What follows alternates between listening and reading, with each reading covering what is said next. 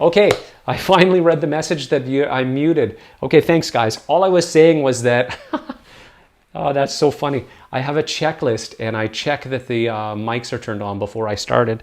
I checked the one on my belt, but I forgot to check the one on the computer.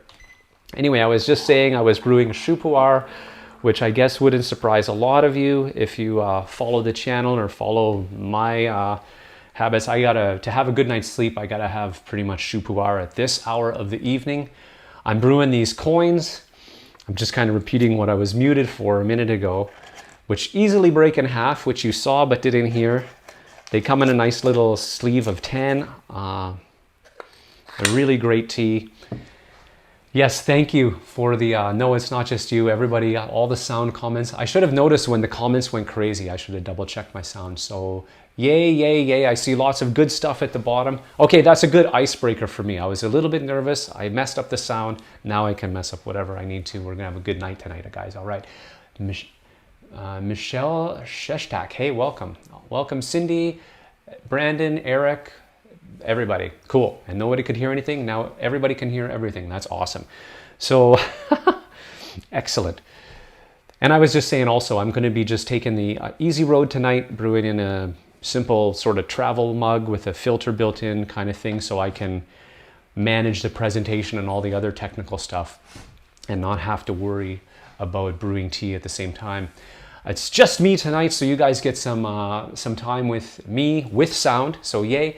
And I guess without further ado, let's get rolling with the presentation, with exploring the world of Chinese tea. All right. So I'm gonna hang out down here, guys. I'll still be with you. I might fade in and out, just if depending on what the slide is. So as most of you know, I'm Phil from GenTea. So didn't even start by introducing myself. I'm Phil from GenTea though, and what we're all about is bringing you guys tasting grade, delicious tasting grade Chinese tea.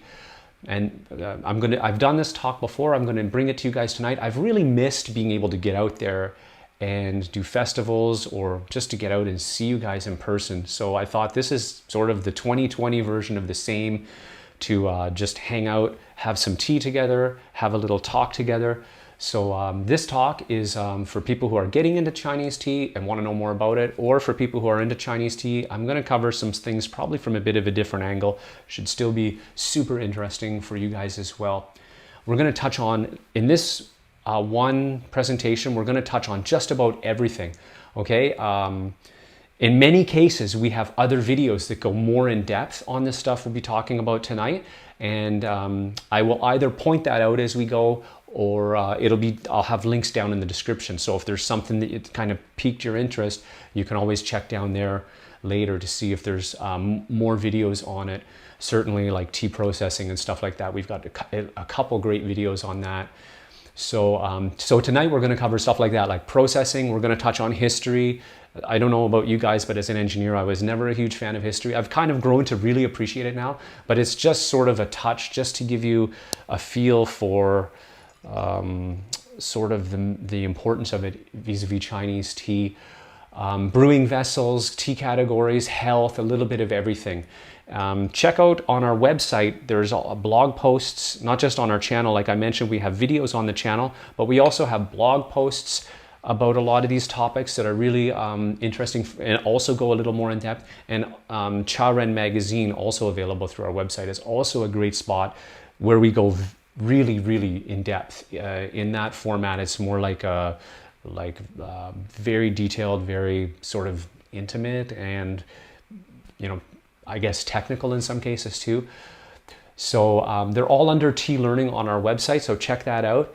And if you're just stumbled across this and you're not familiar with anything that we do, and you're wondering why would anybody be so intensely interested in tea and having a whole like presentation on it, it's just, after all, a great beverage, right? Well, the reason is and a lot of you guys might know this already, but tea is actually more complex than wine. So obviously there's a huge amount of people who do wine tasting and get right into wine. Tea is actually a chemically more complicated beverage, arguably process-wise maybe. I don't know that much about wine processing, but It's got such a range of flavor from just one single plant, one leaf. So that's why we're so into this, why all of us tea nerds are so excited about this kind of stuff. So let's have a word about participation. You guys already have the right idea. When I came in with no sound, bing, the thing lit up. Sound, you're muted. Perfect. Okay, guys, I really want to have an engaging presentation or engaging time with you guys tonight. Just blurt out questions or comments in the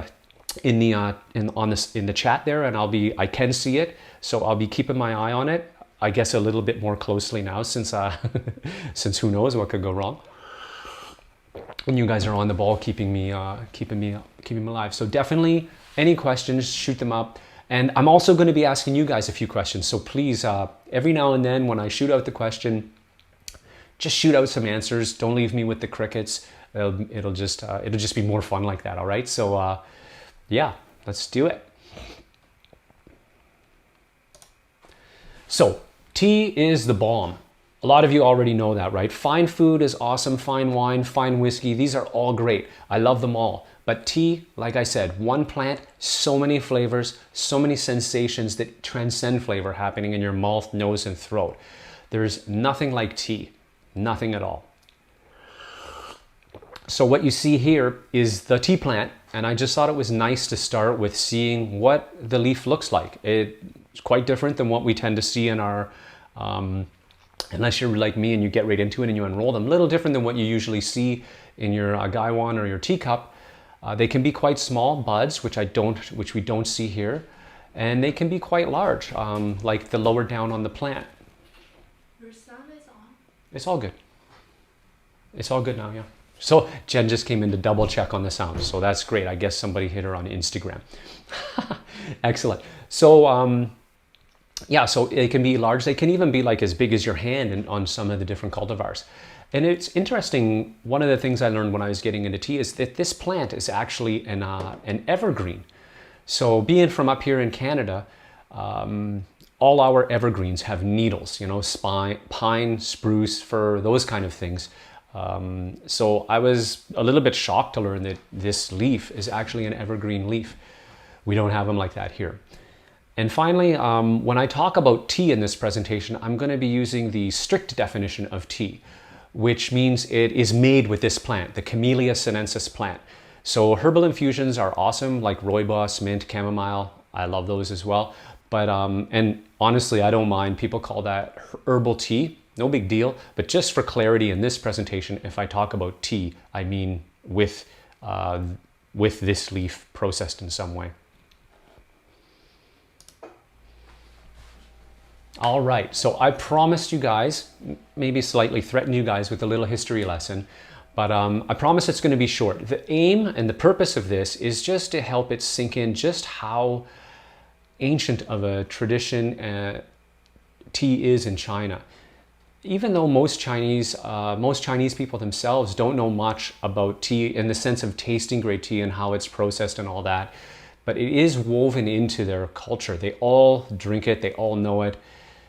And so I'm going to cover just six really important personalities, just really quickly. Books have been written about and by many of these guys, about all of them. So I can't really do them justice in this presentation, but I just want to highlight their contribution. And the bullets underneath will show you kind of other things that were going on around their epoch, the time-ish when they were on the planet, when they were around. And yeah. So the first guy, let me just move myself out of the way. The first guy is Shennong. Yeah, you guys make sure you can still hear me. Good. I can actually see when you can hear me, so I just kind of totally missed that. So, hey, Simmerjeet, how you doing? So the first guy here is Shennong. Let me see if my laser pointer is working. Oh, yeah. Give me a little shout out if you can see my laser pointer. So Shennong is literally legendary, right? I'll slide over here. He's literally legendary. So, and by that I mean there's sort of a legend that surrounds him. He is attributed with the discovery of tea. And there's a bunch of versions of the story. we're not even sure if it was one guy. Maybe he's sort of a conglomeration of a bunch of people who were prehistoric and helped figure out all kinds of different foods that people could eat without getting poisoned. That's sort of what his claim to fame is. And of course, then a drop of water fell off of a tea leaf into his mouth. The tea leaf fell into his mouth. There's a bunch of versions, but this is the guy who's attributed with the discovery of tea. And now it was very different back in the time. You can see 3000 BC, right? Hey, cool. I'm glad you guys like the quote-unquote lecture format. I hope it's still fun, but it's just a handy way for me to get some information across. So, but thanks for the feedback. I really appreciate it. So, right. And here's a result from search. Yo, Google heard me.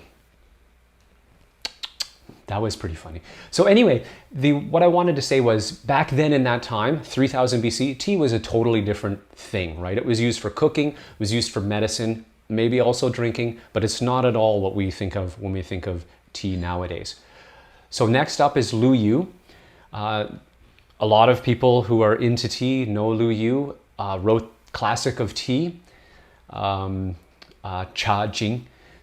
He really formalized and ceremonialize the process by which tea is prepared. And when I say prepared, it's everything from how to process tea, how to boil the water, how to actually prepare the tea like at the tea table for guests, how to taste the tea, how to use the vessels. Really, really detailed sort of breakdown of exactly how tea, the way to enjoy tea. Little interesting thing about Lu Yu and the process of making tea, like the actual plucking and making of tea. A while ago, we actually worked with a producer who reproduced his process. We had these little tea cakes, a little bigger than the coins I just showed you, maybe about that big. And it was actually processed in the way that Lu Yu recorded. And I know a few of you may have tried those. So I see that somebody commented about the horns. I was going to mention that and then I kind of dropped it. But I'm going to come back just to Shennong for a second because he does have horns and that freaked me out too. So very different than sort of Western culture, right? Horns have this association with evil or, badness. And my immediate impression of him was he looked a little bit nasty and a little bit like ugly. In Chinese culture, this is a way that he looks different and important. So yes, he does have horns and that's sort of why. Not sure if he's bullheaded, but or maybe that's a different expression, but really good observation. And yeah, he does have horns. Isn't that bad? That's kind of badass, right? All right. So anyway, that was it for Lu Yu. And so we had those tea cakes and those were really interesting. We even, in one of our videos, which I think I put the link down below or I will, we actually tried to put some spices and stuff in the tea, like kind of how they would have prepared it in Lu Yu's time. And you watch the video to see how that turned out.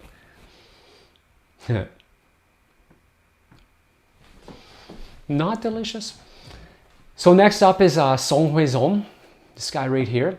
So Song Huizong was an emperor, actually. So up until now, these people were they were what they were, but this guy was historically an emperor. Also wrote a book called Treatise on Tea, Daguan Cha Lun, and he helped to make tea even more famous. Okay, tea's already gaining some momentum by this time, and you can see we're jumping ahead in history quite a bit, right? We went from 3000 BC all the way up into the 600s AD. Now we're in sort of the 960 to 1200 AD zone. And how did he help make it famous? Well, simply because he took a strong liking to tea and he was an emperor. So in those times, no Instagram, no celebrities, no Hollywood. So who were the people who people look up to see what's good? It was the emperor, right? About 100 times what a celebrity endorsement is today. Just to say that he was the guy. What he liked was important. What's the point of saying that this guy made tea famous? Well, he put a lot of effort into it, but tea is consistently now being heavily woven into Chinese culture. It's impacting everything from the growing of tea to the drinking of tea and how it's enjoyed. All right.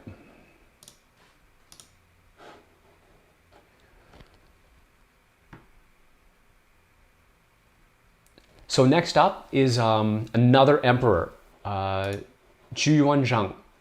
Okay, so I like this guy, okay, because this is an emperor who started out as a peasant, okay, and he started to steer the tradition away from a now centuries old tradition of tribute cake tea. All right, so the other emperors, you know, were getting, they would find a tea, they love it, and it would be sent to them and to the palace as cakes.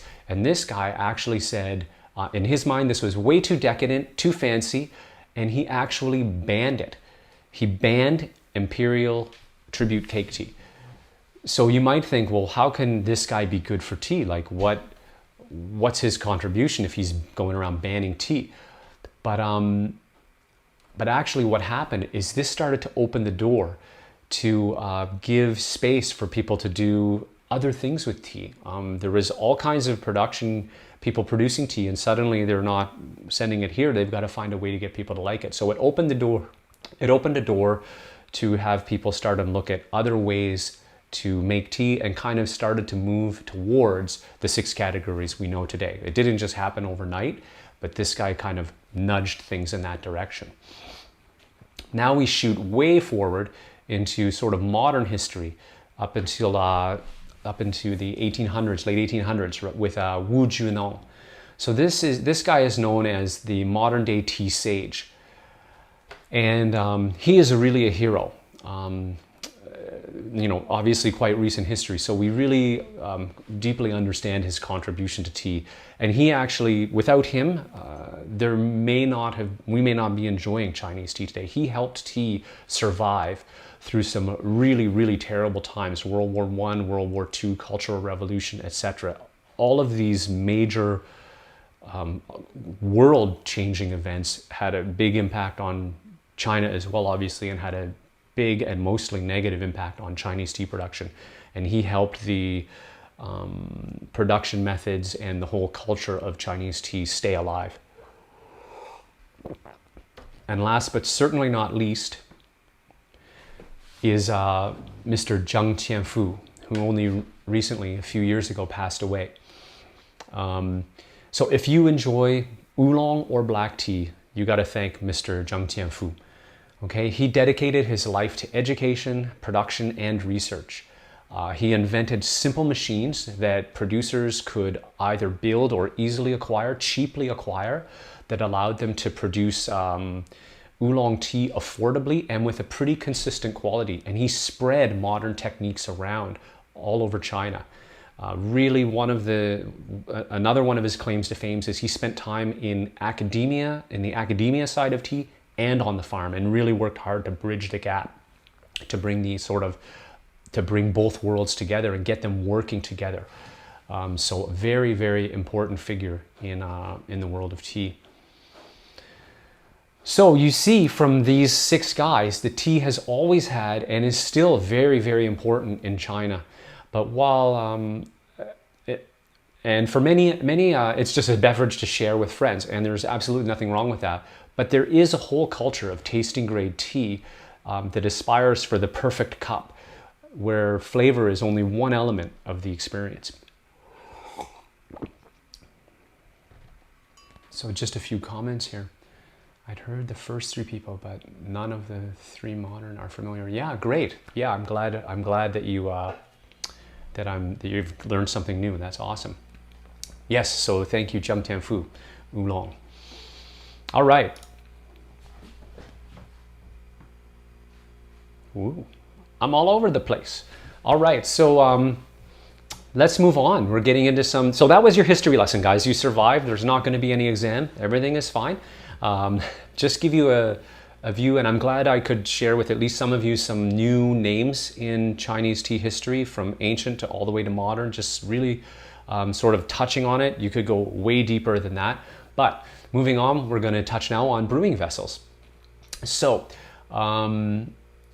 first and foremost, we've got the humble tumbler, regular old glass tumbler. It can either be like that with no handle, or like the one I have, a little bit more Western style with a handle. And timeless and elegant, right? This is, I think maybe surprising for a lot of you, but this is the primary brewing vessel used in China. People are just going to grab a tumbler, they're going to throw some leaf in the cup and put boiling water on it and enjoy their tea. And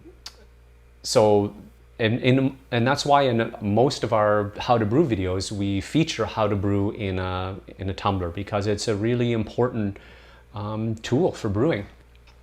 And also, if you like to grab and go with a travel mug or whatever every now and then, this brewing method is really good for, like, it can be, you use exactly the same method for your travel mug. If you've got a really giant one, you just scale it up.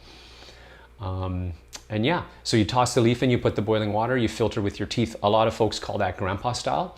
I love that term. And yeah, it's great. The next two vessels here are Gongfu brewing vessels, which literally means Kung Fu, which I think is kind of one of the coolest things about Gongfu tea, is that it shares something with Kung Fu. So what does Gongfu tea mean?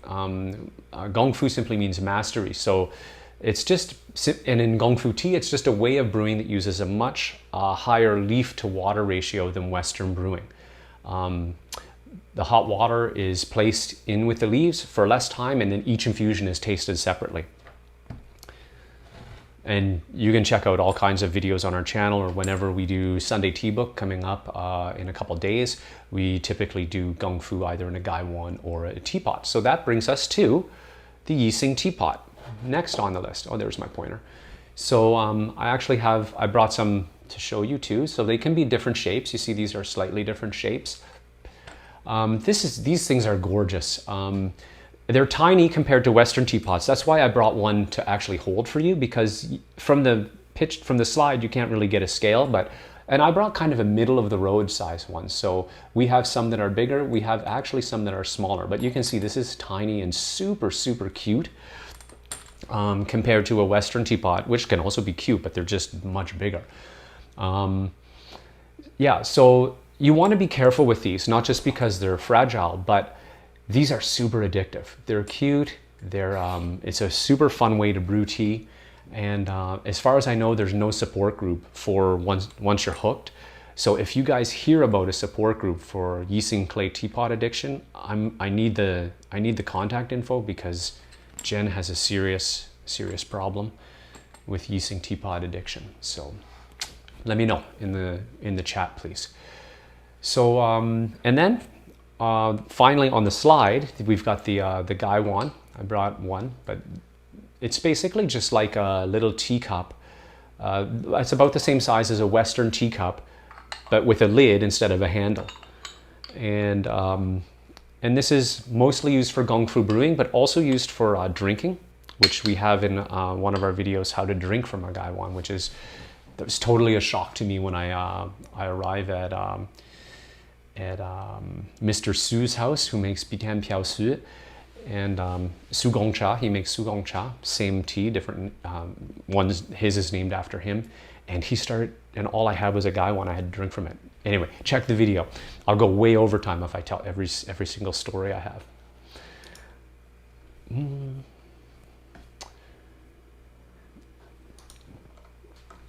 All right, and not shown, but I brought one to show you, is also the ever important teacup.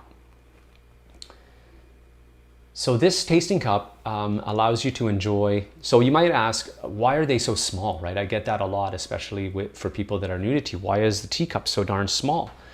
And it allows you to enjoy piping hot tea and close to room temperature tea in a reasonable amount of time, right? In this big mug, my tea, it takes a while to cool. Once it's cool, and it'll be a while before I can warm it up. But in this little guy, I can have piping hot tea. I can feel by the cup, oh, that tea is really hot. I'm not gonna sip it yet. Maybe I'll smell it. And then I can aerate the hot tea into my mouth. I can taste it hot and taste it at room temperature, which you'd be surprised. There is and sometimes quite remarkable tasting profile difference as the tea starts to cool.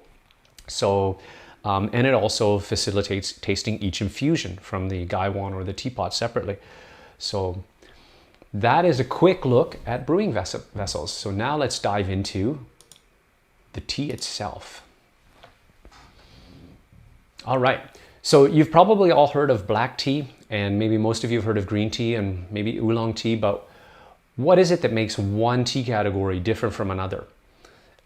It is the process, in fact, not the color, not anything else. That means the way by which we take a raw leaf, pluck it, and turn it into a finished tea, a finished product to go into your Yixing teapot, your gaiwan, your cup, whatever. So process defines tea category. And why is that important? Because process is also the main contributor, probably more than 80% of what you're tasting when you taste a tea comes from the process. Do terroir and cultivar matter? Of course they matter. Where the tea is grown and what specific type of plant it is definitely going to impact the flavor as well. But a good goal for an aspiring taster is to be able to taste the tea and taste the category. Most of what you're tasting is the process. Okay, so let me get out of the way so you can see this whole thing. So this is a pretty scary chart, and pretty scary. Hopefully, maybe it's scary if you're new, and maybe if you're really familiar with tea, it's not all that scary. My goal is for those of you who are like, holy cow, this is really complicated. I want to kind of simplify it for you and make it less scary. And for those of you that are super comfortable with it, I'd like to make it more scary for you. You'll see why. All right, that might be weird, right? But before I do that, let's just get some terminology straight so we know what we're talking about. Laser pointer on. All right, so down along the bottom here, the first word I want to kind of make sure that we clarify is the word oxidation and fermentation. They're sometimes used interchangeably with tea, and I will not be using these words interchangeably because it can be quite confusing once you get into all the different tea types. So oxidation we've got down here along the bottom, sort of from least over on the left to most on the right. And so oxidation, so what is oxidation, right? So I love to use the banana or the apple, the fruit metaphor, or the fruit analogy maybe. So when a banana is left out, or an apple is cut and left out, right, it will turn brown in the air after a few minutes, and certainly after longer. This is the process of oxidation. I think the actual name for it is enzymatic browning. Oxidation will work fine for our purposes. And fermentation, on the other hand, is not shown in the chart, right? We don't see it anywhere on the whole chart, but it's hiding right here. It's hiding in the dark tea piled step. And what it is it's the tea is piled, and that's when fermentation occurs. It's actually similar to composting, which maybe sounds a little gross, but it's actually very technical, and it has to be done very precisely, or the batch of tea is ruined. And when it's done right, it tastes delicious. Fermentation is what gives my Shu Pu'er tonight its unique flavor. Okay, so that gets oxidation and fermentation out of the way. And is there a place to get this chart? I think it's on our website somewhere. I would check there, and I'll try and find it and put a link in the description below. Cindy asked if there's a place to get the chart. So, and certainly it's appeared in some of our videos, I think. So, right, so that's oxidation fermentation. So now I'm going to ask you guys a question, okay? Fingers crossed that we get some answers here. So, okay, just blurt out whatever comes to your mind. Oxidation fermentation, green tea, oolong tea, but why do we process tea? What is the point of processing tea? What are we trying to do when we process tea? All right, I don't know how long the lag will be, but I'm going to give you guys a second. So why do we process tea?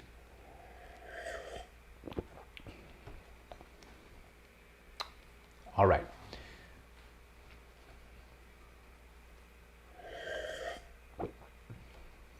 Okay, so I don't know if it's lag or just crickets, but the point of processing tea is basically to remove water from the leaf. So basically all we're trying to do, you might say, oh, it's to preserve it, it's to make it taste better. It's definitely going to make it taste better. But the main thing is to preserve it by removing water. So if that's all we're doing is removing water, these are all basically, all of these different steps, all they are is removing water. So why don't they just all say drying? Right? And the thing is, each of these steps is actually represents a different way to remove water and fundamentally has a different result. In fact, for those of you who are pretty comfortable with this chart, and that's where I kind of wanted to bring back a little bit of the sort of amazing part of this chart is really a huge oversimplification of each of the processes. As you guys know, there's tons of different green teas, and they don't necessarily do these steps in this order, right? Each individual tea has its own process. Yellow teas, oolong teas, really complicated, tons of steps there. They each have their own process. So actually this is just a real simple way to kind of wrap our heads around what are the main differences between the different tea categories, the different tea processes. And as I dive into each one of them, that's what I'm going to be highlighting, sort of the key step in each of these processes that is sort of the most responsible for bringing that tea type's flavor. All right. I'm back. So green tea, we'll start with green tea. We'll just work our way across. So for how many of you guys, is anybody out there, is green tea your favorite tea? Just normally I would ask you to raise your hand, but just shoot out a little, me or a thumbs up or whatever in the comment. I like green tea plenty, but I honestly can't say it's one of my go-to teas. I really like it obviously in the spring when I'm really sick of winter. Okay, so great tea, right? This is a fresh, light, energizing, super delicious tea with a few basic steps shown here, right? With just these few basic steps. But as I mentioned, right, each green tea actually has its own type of steps that it does, and the most important thing to know about green tea is the step that really brings that fresh, invigorating flavor is the Kilgreen step. Brandon, green tea is your fave. Thank you, buddy. That's awesome. So yes, so the Kilgreen is the step. So let's take a quick look at the Kilgreen step. This is a clip from one of our YouTube videos. So I'll just do a quick, so this is a clip from a YouTube video that I want to show you that kind of highlights the Kilgreen. And here it is. 下是第3道工序哈，第1道工序采摘，第2道工序应该是摊青，这道工序就是杀青。底下是烧炭的吗？还是比较传统的这个做法是以烧炭的。来，我们把镜头再转到这边过来看一下，看这个就是后面的这个用的这个木炭是什么炭？什么木材？ 就是烧的木，这个木材。这是杀完青的这个叶子，差不多的那个含水量应该在去掉40%的样子，这里面还有60%的水分。 Right, so that was just a super quick look at the Kilgreen process, just super quickly. Let me just go back to this. So a few takeaways from the video. First, that takes me back to the days when we could travel to China, and I really cannot wait for that to come back. But this is actually a fairly old clip of Jian Li back from 2017, I think. And the tea that was being processed was Taiping Ho Kui. And as you saw, that dude was using his bare hand, switching frequently because the wok is super hot. And I showed a video that's showing you a hand Kilgreen tea, And I don't want to leave you guys thinking though that this is sort of the normal, or a green tea needs to be hand kilgreened in order for it to be good. There are some obviously some really great green teas that are handmade, but there are plenty of really, really good machine-made green teas too. Otherwise, none of us would be able to afford green tea. So these handmade teas are really expensive.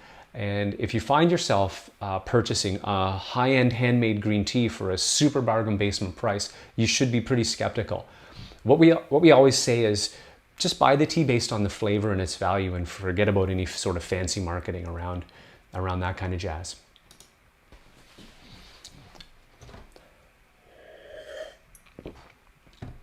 So just a few more takeaways around green tea here as I refill.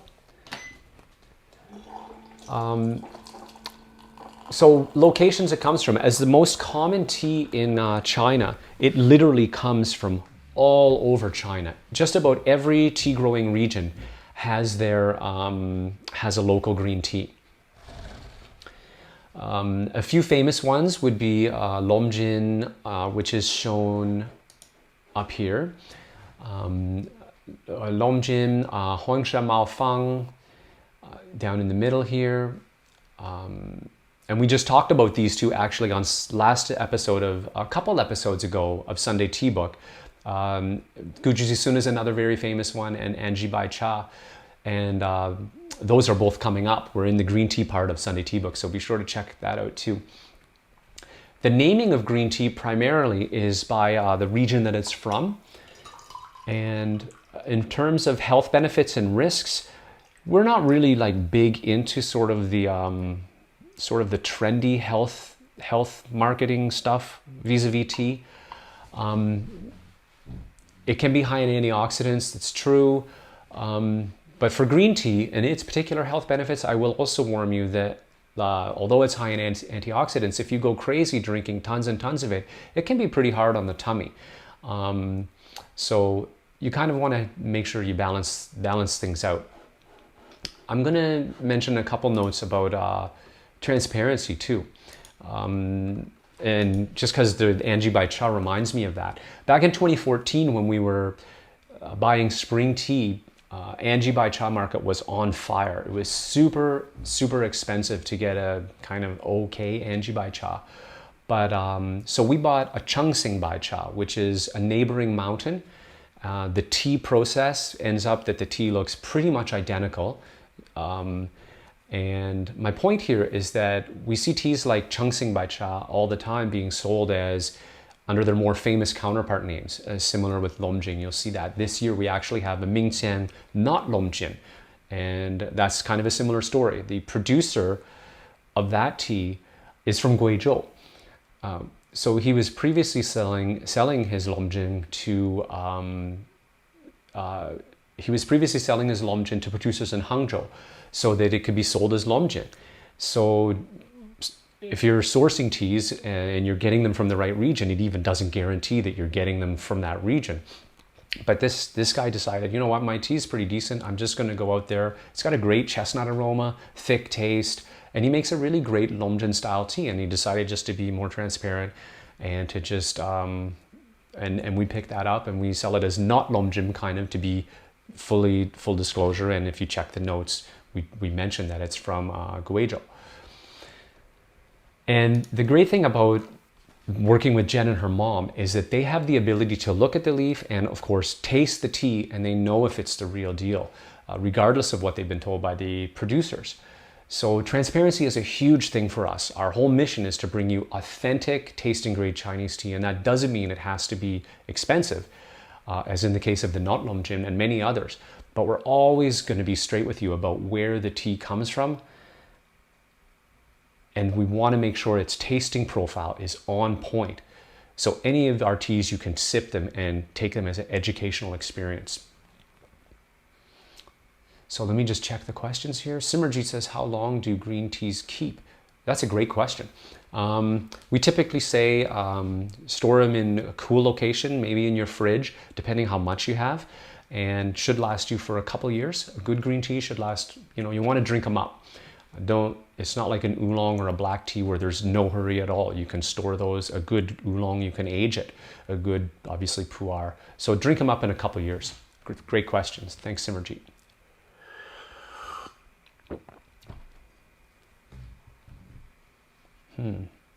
Yeah, and Cindy mentioned that she had seen that video. So that's a clip from another one of our YouTube videos. But yeah, after the Kilgreen, the leaves are actually pretty floppy. So as you kind of saw later in that video there. All right, so on to white tea. So for how many of you folks, I think most of you have probably heard of white tea. I know most of you out there in the crowd are into tea. And for me, this is getting up there. I gotta say that I'm coming around to white tea being one of my favorite teas. So let me know if it's your favorite tea in the comments there. And so look at this process though, right? Withering and drying. This is the simplest process. Don't take that the wrong way, right? That doesn't mean that white tea is easy to make at all. But as far as the process goes, the tea is plucked, withered, and dried. So the most important step that brings the flavor in this is the drying process. All right, there is basically two ways this is done. It can have a light roast, which is sometimes called oven dried, but don't think the oven is like the temperature where you'd roast a chicken or something. It's just a light, gentle heat. And the other method is sun drying.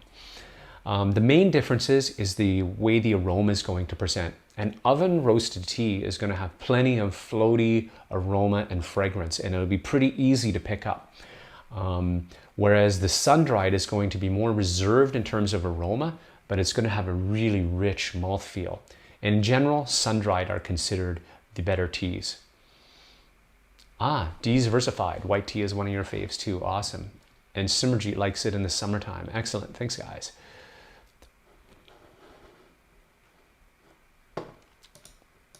Cindy, I'm really anxious to hit your favorite tea type. I think we're going to hit it soon. All right, so here's some pictures from Fuding in Taimushan. So whenever you see red Chinese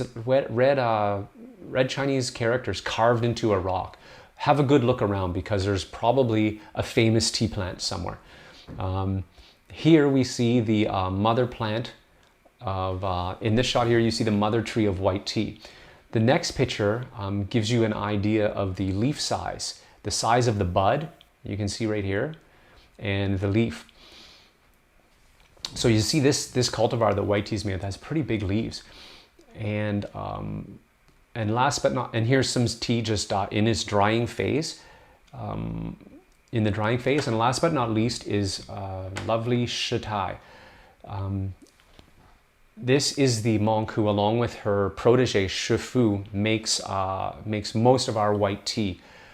She's super interesting, and I actually got a chance to meet her back in 2019 during our tea trip. Nobody knows her actual name. Shitai is actually her title. She's a monk as well as Shifu, and that's just what she goes by. And during harvest time, those two, they get all the villagers to help them out with the harvest, with the plucking and whatnot. But they are responsible for most of our white tea. Delightful. Definitely recommend a visit to Taimushan if you ever get a chance.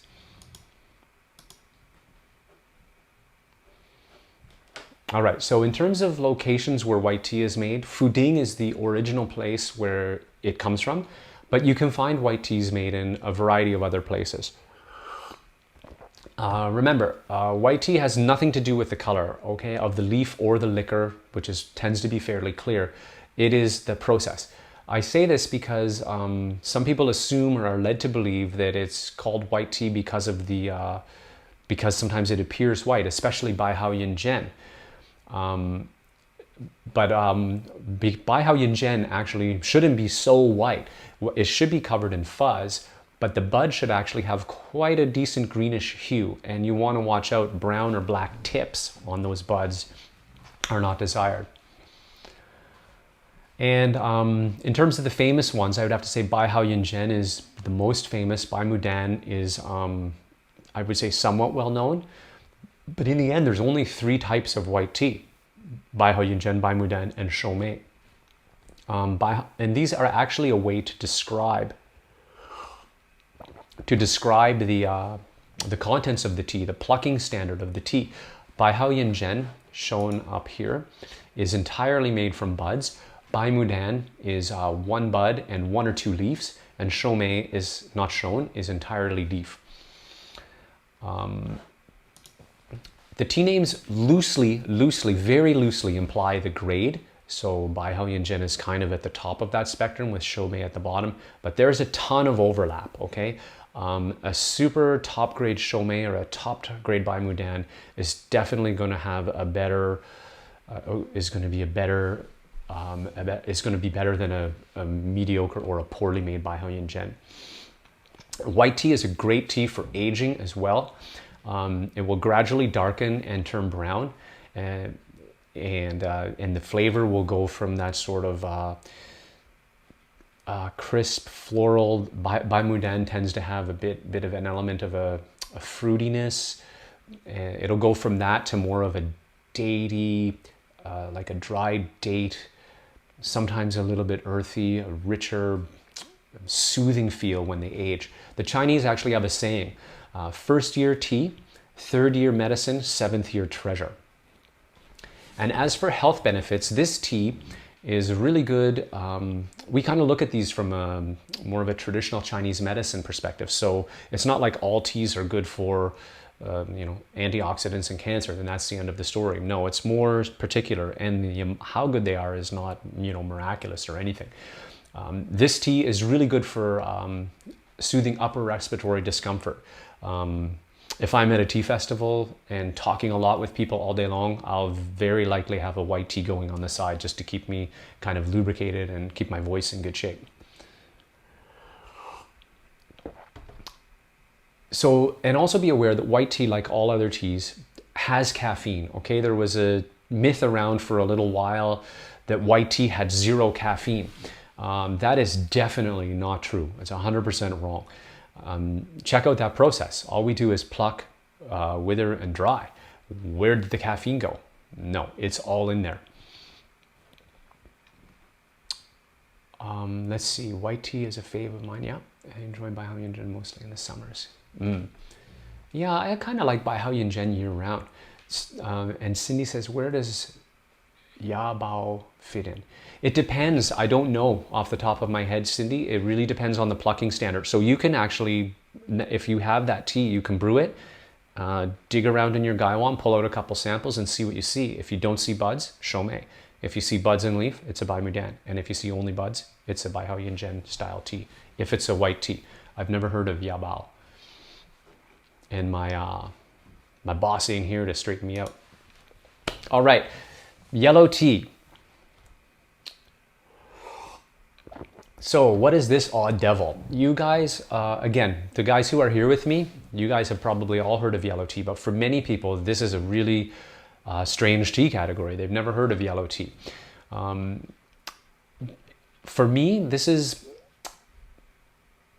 the high-end yellow teas are up there among my favorites. If it's one of your favorites, let me know. I would be a little bit surprised because, again, it's just a really rare tea and it's lesser known. The reason for that is, and in fact, we actually didn't have yellow teas in the early days of Gen Tea. We actually couldn't find anyone who was making an authentic yellow tea. The key step here, we have now found them and we've got a couple. The key step, of course, doesn't tell you much, but it's this here yellowing step. All right.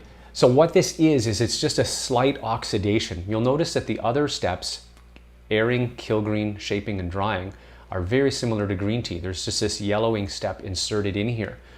And that is precisely the reason that it's rare, because we're introducing a little bit of oxidation. And the way they do this is they just introduce a little bit of heat and a little bit of moisture for precisely the right amount of time. Now you can kind of, without too much imagination, you can figure out why this is rarer. It's because imagine you're bringing in your harvest, you're making tea, and you can make a green tea, right, which is the most popular tea in China, or you can make a yellow tea, which is less popular even in China. It's going to take longer because you've got an extra step, It may even mean you have to wake up several times in the middle of the night to check on it. And if you mess up the step, you've ruined the batch of tea. All right, that is why yellow tea, authentic yellow tea, is so rare. It's a real labor of love.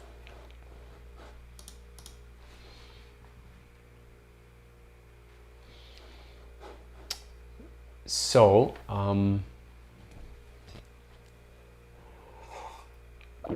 that's awesome. So yellow tea comes from a few regions. The locations it's from is, we currently have a couple, Huangda Cha, which is from Anhui, and a Da Ye Qing, which is from Guangdong. Some of the famous yellow teas are Hoshan Huangya, Junshan Yinzhen, and which is actually shown down here in the bottom of the picture. And this one's actually famous for its dancing needles. So this is just a still, right? But when you're brewing this, the needles will kind of sink down and float up and down and do a little dance. And it's actually very mesmerizing and beautiful. If you ever get a chance to try that tea, definitely try it. And like green tea, yellow tea is named for the region it comes from. So with maybe a little bit of extra information, like whether it contains, whether it's made from buds or contains buds.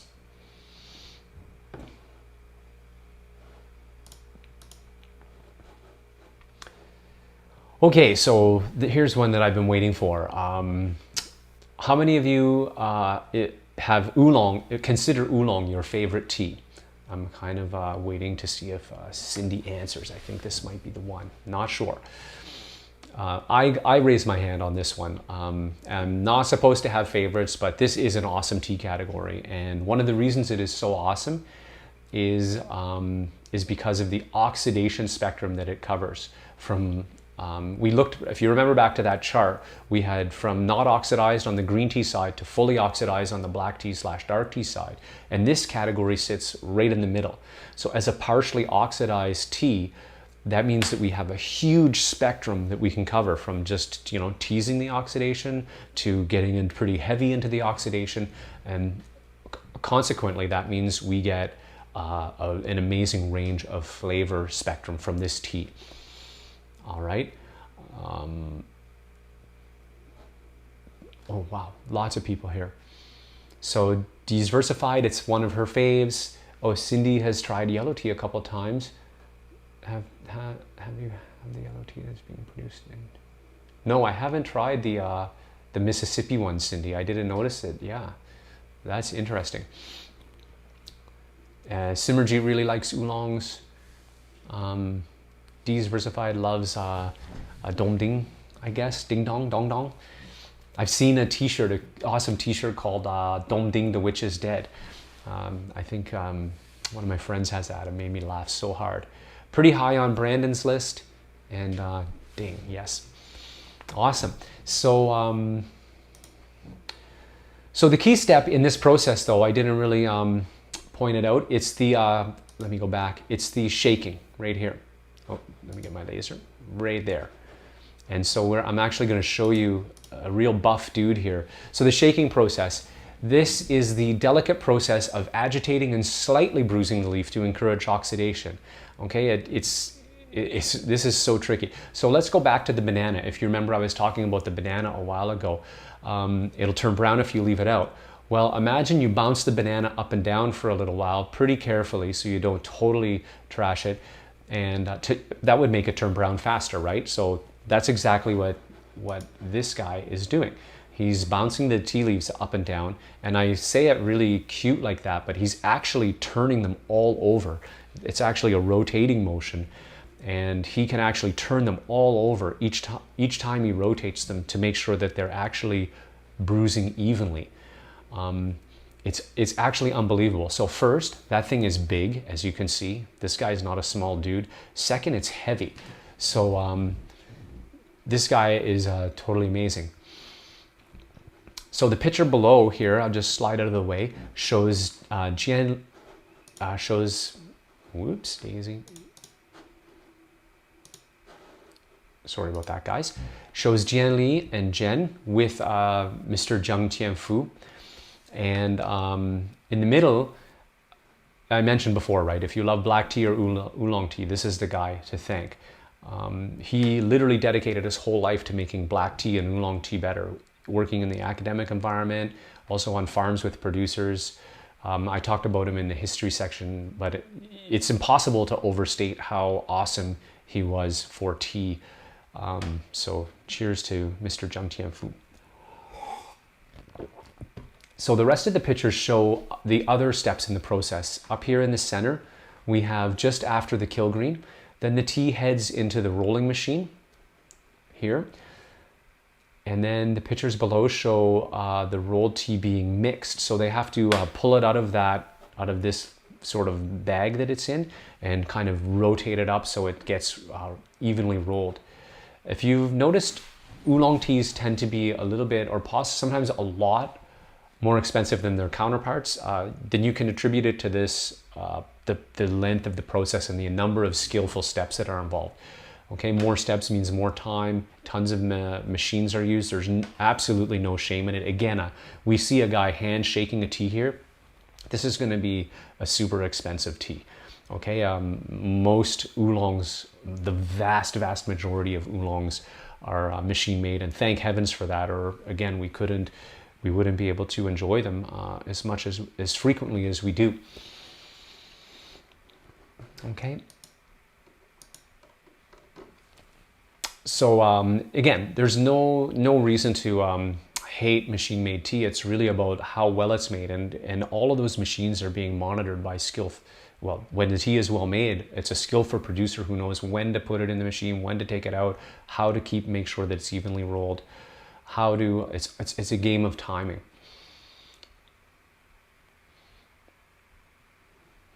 Yeah, it was very cool to meet him for them. Very humbling.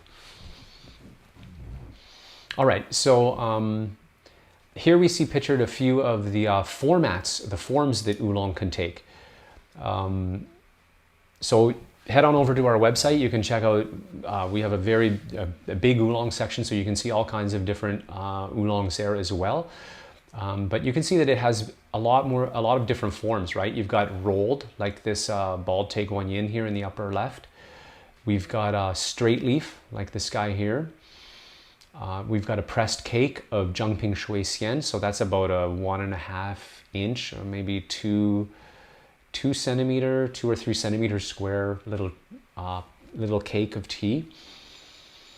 And oolongs are primarily made in the southeast of China, down in the belly, Fujian, Guangdong, and obviously Taiwan.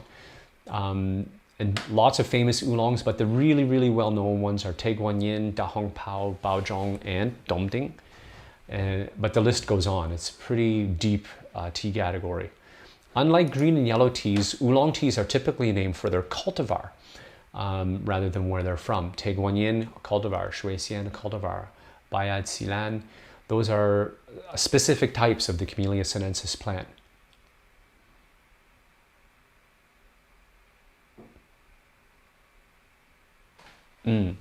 Yeah, and I see a little in the chat there, D's Versified was wondering why Oriental Beauty is expensive. And that's right, the bug bitten does indeed lower the yield.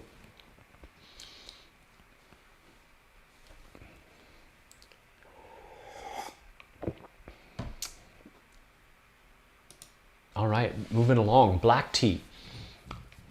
So this is another sort of big daddy of tea consumption. It's right up there with green tea, with tea consumption globally and tea production in China. This would be the export tea, although that is kind of changing. It's kind of green tea stays in China and black tea goes away. So I'm going to assume that everybody here has heard of black tea. This is sort of the one that is really what I grew up with anyway, and what a lot of us kind of grew up with, you know, having tea with your grandma or whatever back in the day. So yeah, in fact, before I got into tea, when I said tea, this is what I meant. But this tea category, for the same reasons I just kind of mentioned, it kind of gets a bad name. I guess because of Tetley's, Red Rose, Lipton, and the other mass tea marketers. it's become kind of a poor cousin in the tasting grade tea world. And honestly, it's really not fair. And I think Simmerjeet will definitely agree with me there. So the main step here is the rolling step.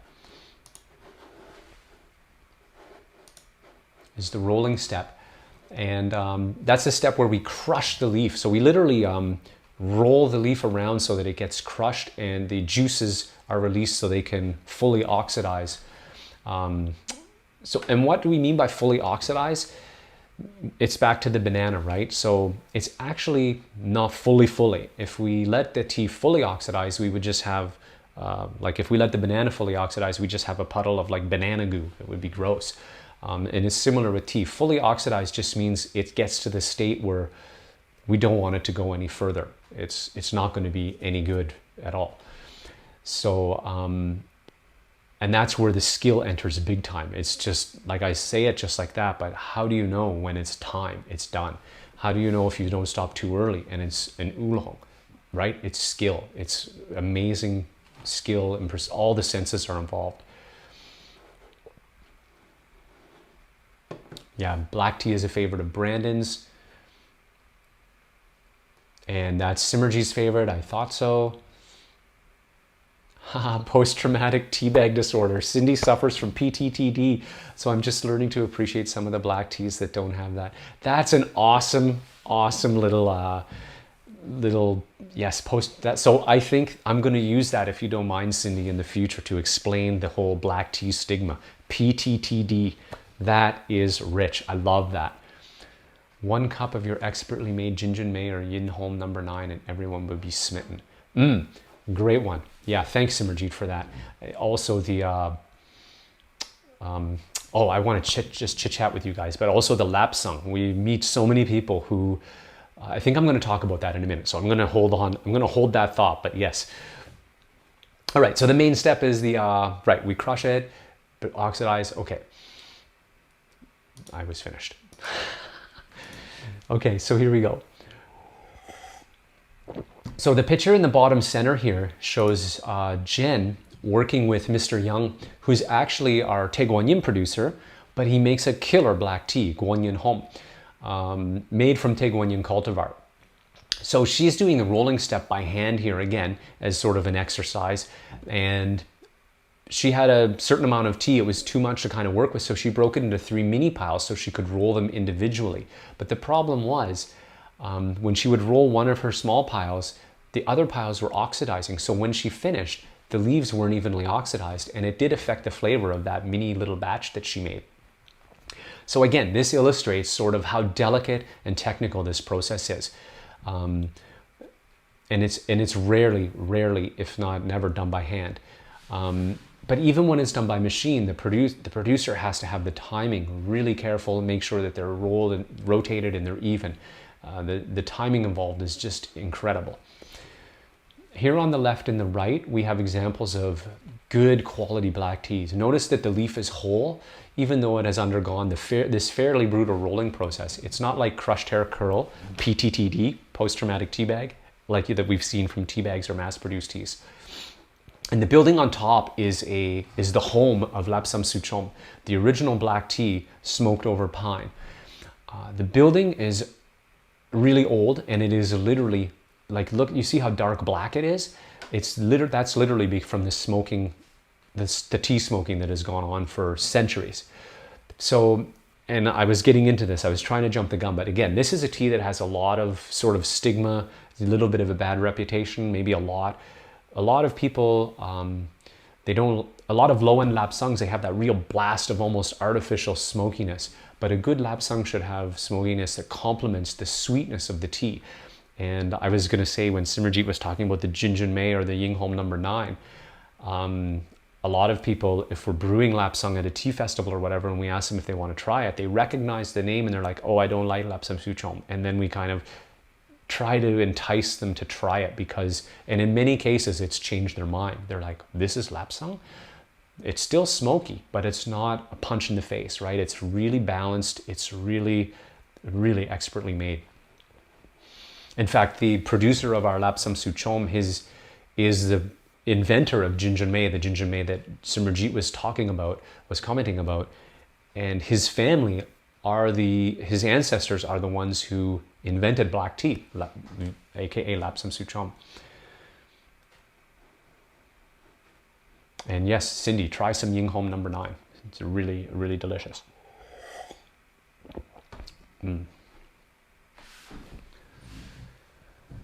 All right. So black tea, like green tea, is another massively popular tea category. Just about every region has their own version of black tea. I've mentioned Lapsang Souchong, but some other famous ones include Keemin and Jinjinmei, which Simranjeet mentioned, Dianhom from Yunnan. So, right, a little story about.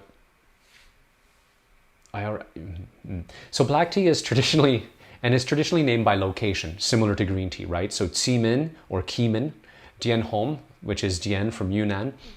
And speaking of names, you may have noticed that we always use the Chinese name for the tea. In general, the pinyin, but in the case of Lapsang Souchong, that's not true because it's so popular. But we always use the Chinese names for the teas, and the reason for that is not just to make it really hard for you guys to pronounce, but also, as I've been explaining, the tea names actually mean something about the tea, where it's from or what cultivar it is.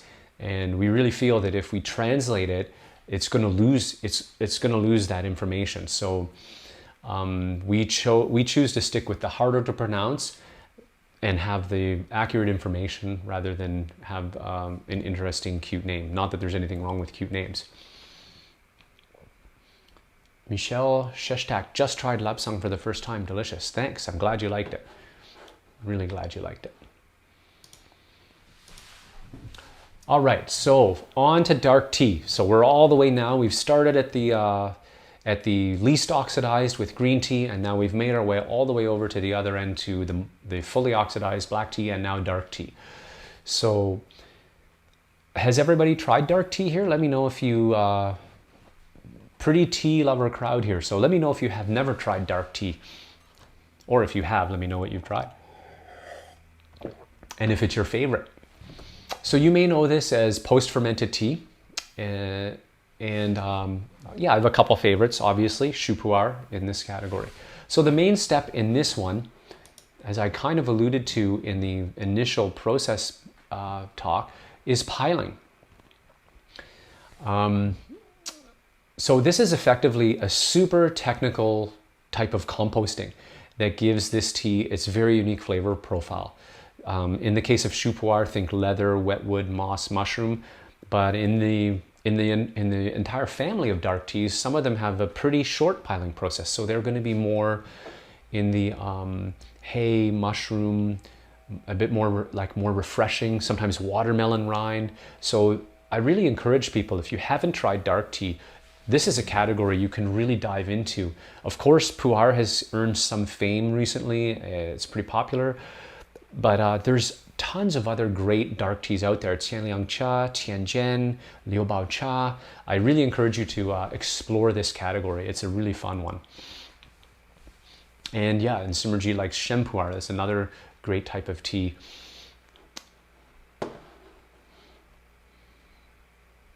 So just want to make sure I didn't miss any comments. Yeah, so Cindy appreciates using the real name. It's so confusing when tea sellers make up cute names.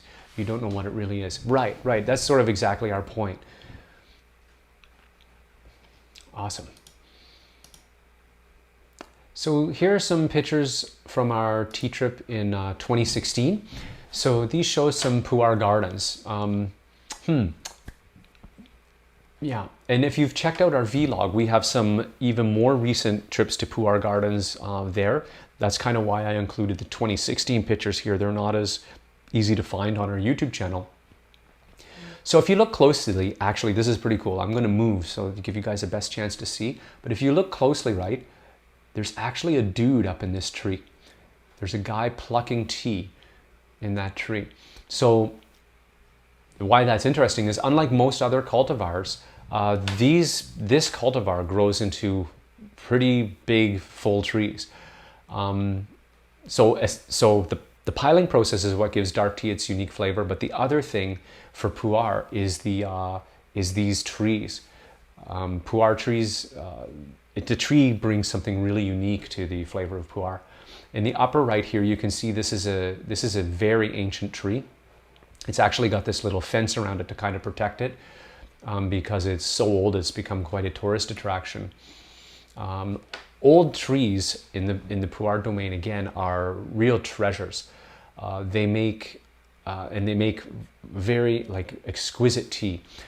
And in the picture shown below here, we have some raw materials, so sort of freshly plucked leaves. We just did a video recently tasting our Yiwu Gushu Shen Pu'er, and the Gushu in that tea name stands for ancient tree. And when you taste that, when you sort of get used to tasting the tea from an ancient tree, you cannot fake the age. All kinds of things about the other flavors can be kind of mimicked, but the age is something that cannot be faked. Shen Pu'er. Oh, Cindy says she loves our Fujuan. I'm drinking Shu Pu'er at the moment in solidarity. Nice. Thanks, Cindy. And Shen Pu'ers are hit or miss for you. I love some and found some undrinkable. Yeah, that is sort of very possible with Shen Pu'er. All right. So dark teas tend to be from southwest of China. So Yunnan, Sichuan, Hunan. And some of the famous ones are, as we mentioned, Pu'er, but Liubao Cha and Fujuan, which they've all been mentioned already. Awesome. Fujuan teas are really interesting. They have this cool, so here's a Fujuan over here, and they have a unique characteristic called Jinhua, or golden flower, and the scientific name is Eurodium cristatum. I hope I pronounced that right. So you can see in the picture, you can kind of see there's a little yellow fleck in this tea, that little sort of golden or yellow fleck. This is actually a fungus, and it's been extensively studied in China and Japan, and it's known to have some really great health benefits. But watch out. That being said, you still want to watch out for moldy tea. This Jinhua is never going to grow on the surface of the brick, so don't be fooled into buying a spoiled tea with white mold on it. This stuff you have to break the brick to see it. Dark teas are named for their location primarily, but there's some variance, as with pretty much all of the teas. And I have to be careful here because we use these terms, but you got to watch out for fancy marketing terms like old tree or ancient tree, gushu or laoshu. We use these terms in our teas, and the rule of we use these terms in our teas, but again, we make sure that we bring you the authentic, real deal. We use old for the not so old trees, sort of less than 100 years, and ancient for things that are in this sort of 100 and up year range. That's a sort of a loose line, but that's about where we draw it. A lot of these terms are just used to inflate the price. So if you see a tea from 200-year-old trees for $10 for 100 grams, it's definitely not. As always though, if it tastes fine and you like it, let the value be your guide. Just ignore the marketing hoopla. Hey Suwana. Yeah, doing great. Thanks for joining.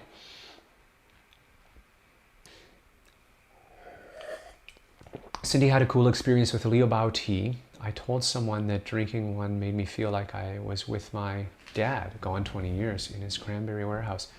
Yeah, so that's one of the most beautiful things about tea is it does have that ability to really evoke memories. Those kind of tasting notes, you know, those memory-based ones that maybe aren't, they're not maybe tasting notes, or maybe that's not the right word for them, but they're not things you need to or have to share with other people. But thank you for sharing that with us. That's what tea's all about, really. And I think that's one of the health benefits of tea too. Simerji, yes, way enjoyable to make Kung Fu style tea with friends. Cindy, 3 days later, my niece told me that drinking tea made her feel like she was with Grandpa in the warehouse. Whoa, so you guys had a similar experience. And you didn't tell her, she just had that same, probably maybe something about the aroma took you back to that space. Like smell is such a visceral sense and so tied to our emotions. That's a really beautiful story, Cindy. Thanks. All right, so wow, that was really gorgeous. Thank you so much. So back to tea and tasting is in making a tea, the producer is striving for the perfect sip. At least the good ones are. And as you become more interested in learning and tasting about tea on an appraisal level, one of the elements that becomes important is separating tea that you like personally from tea that is good or maybe bad. And it goes both ways, right? There's teas that you're really fond of, but they maybe aren't that well made. And teas that you really love, no, I just said that. And teas that are really made perfectly, but they're not really your jam. You don't really like those. For me, that's like Fen Huang Dan Song. I've had some, although I do love the really good ones. Just a little bit off of the perfect Fen Huang Dan Song, and I'm like, I have to really put on my little my analytical hat, right? So for example, we had a black tea from Yunnan, just a sample that was sent to us from somebody, and it was technically, like as a black tea, technically based on the tasting notes, it was terrible. It was a total failure, or at least a pretty hard fail. It had a really strong bite, characteristics of Shen Pu'er, which is from the same region. I absolutely loved it. I drank the whole cake in like record time, right? I just had it every morning, sometimes at lunch as well, just blasted through that cake. But as a black tea, the oxidation step was just a train wreck. So that's a result of a tea I really liked, but I couldn't say it's a good tea in the sense of a well-made black tea. On the other hand, maybe you don't like black tea or dark tea, but if you're appraising a tea, you kind of set that aside and you taste the process, the underlying quality. Now, this isn't important if you just drink tea for personal enjoyment, but it's good to know if you're trying to appraise and figure out the quality of the given tea. So folks, just before we move into questions, which I see there's a few more popping up, that's why I'm just kind of pausing because I'm on the last slide here. Not sure if we're going to make a tea trip in 2021, right? No one's really sure, but ideally we'll be heading back to China for our annual tea trip, and hopefully we'll be able to share a lot of that trip with you right here on our channel. So be sure to, if you haven't already, I know many of you have already, but if you're watching this in the replay, please be sure to subscribe. We have a newsletter that you can subscribe to via our website, and that's a great way to stay up to date when we make videos or do get new teas or anything. Thank you guys for joining me. Thank you for sticking with me. I had a great time. I want to just remind you, coming up on Sunday is Sunday Tea Book. We're continuing to make our way through the green teas, coming up soon, dark tea after that. That's been a really fun process, and next month, Jen will be doing a presentation. I don't know what it will be yet, so stay tuned on social media for that. I don't know if she's going to tell me. She loves to. I don't know if you saw the video about the Banyan Shui Xian, the 100-year Shui Xian that we had, that everybody knew what was going on except me until after. So I don't know if I'll know what she's going to do, but next month, sometime in November, she is going to do another one of these. We're trying to do these once a month for you guys to stay in touch and to kind of get out there with you guys in a virtual sense. Right on. Okay, guys. So, Cindy, I'm glad you liked that video where I was deceived. Just kidding. It was really fun. Anyway, it was fun. Anyway, I hope you guys have a great night. Thanks for joining me. And until next time, let me see if I can time this right. I gotta get there we go. Until next time, keep steeping.